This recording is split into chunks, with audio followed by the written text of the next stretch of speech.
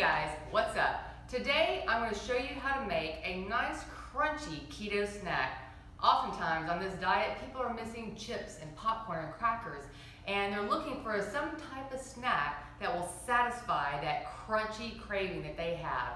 And today I've got what you need. We are going to make keto cheese crackers, and according to my family, they taste just like Cheezits. But before we get to that recipe, if this is your first time here, welcome. My name is Kathy Dean with Healthy Ambitions, a website and YouTube channel dedicated to the ketogenic diet. I post videos that show you how to make different recipes. I especially like dessert recipes, and I will also post keto tips and product reviews. And if these are the kind of videos that you are interested in, then make sure you hit that subscribe button, and if you ring the bell notification beside the subscribe button, you'll be notified every time I upload a video. Okay, let's get to the recipe. The first thing you want to do is bump that oven up to 425 degrees. 450 I think would normally work better to get the crunch, but I'm cooking this on parchment paper, and most parchment paper kind of has a max heat of 420 to 425 degrees Fahrenheit. So we'll just need to let them bake a little bit longer to really firm up and get that good crunch. The ingredients are very simple. There's 5. You're gonna have Parmesan cheese, Sharp Cheddar Cheese, and with this, you can play around with the different cheeses, try different flavors. I just happen to think that the combination of Parmesan and cheddar cheese gives the most Cheez-It-like flavor. And 1 cup of almond flour. Now we're gonna get this all melty in the microwave first, and once this is melted in the microwave, then we're also gonna add 1 egg and about half a teaspoon of salt. So to get this melted in the microwave, you're gonna set it in there for about 30 seconds at a time, stirring after each 30 seconds until you have a cohesive mixture. All right guys, I'm gonna get this heated up in the microwave. We'll be right back. Out of the microwave, it's done, it's melted. It's in a nice cheesy dough ball. I will put a picture of what it looks like up close up here. And now what I wanna do, and it's gonna be pretty warm, so I wanna let it cool off just a little bit, but not so much that the cheese starts to harden. So while it's cooling off, I'll go ahead and add my salt, a little bit of layer of salt on here.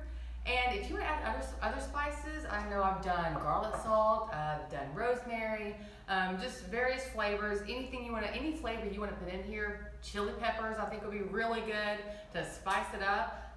Really, you can just have a lot of fun with it. So we're going to put in a half teaspoon of salt plus whatever spices you might want, and then we're going to crack 1 egg into it. And this is where it's going to get, a little messy, a little sticky, because the only way to fully incorporate this egg is with my hands. All right, the cheese is ready. What we need to do now is roll it out into a thin layer, and then we're going to go ahead and cut out the shapes of the crackers. So I'm going to put this on parchment paper, and then I'm just going to use another piece of parchment paper to put over it to make sure that nothing sticks to the rolling pin here. All right, you want to roll these pretty thin, because if they're too thick, they're going to have more of a chewy texture than a crunch. And so I'm going to take off this excess on the sides, and I will use that to roll out another batch in a second. I'm going to bring you in for a little bit closer look. All right, so as you see, I've got a nice sheet of cracker dough here, and I'm just gonna take a pizza cutter because I think it's the fastest way. And really at this point, you can choose how big you want the crackers to be. The reason I pre-cut them is because this basically scores the cracker, which is gonna make it a lot easier to break apart later on. And you will flip these halfway through, and this will kind of allow you to flip over, I guess, sections of the cracker. Now, what some people have done, and again, it really just depends on how much you want these to look like Cheez-Its, but I know some people have like poked little holes in the middle to give it kind of that Cheez-It look. I did that the first few times. I don't really care to do it anymore, but the thing I will do is I will add another layer of salt on top. Just because, Cheez-Its are a little bit salty, and so trying to mimic that with these crackers. All right, I'm just gonna slide this whole thing onto my cookie sheet, and we will put it in the oven for probably 7 minutes to start, and if they're looking pretty well done and starting to brown at that point, then we will flip over the crackers and put it in for another 5 to 6 minutes. All right guys, I'm gonna get these in the oven. I'll be right back. Okay, I'm gonna bring you in, just kind of show you how they're doing in the oven. And you'll notice they're kind of puffing up a little bit. That was at about 7 minutes. I do have some browning on the side over here. I'm gonna leave them in for about another 3 minutes and then we'll pull them out and flip them.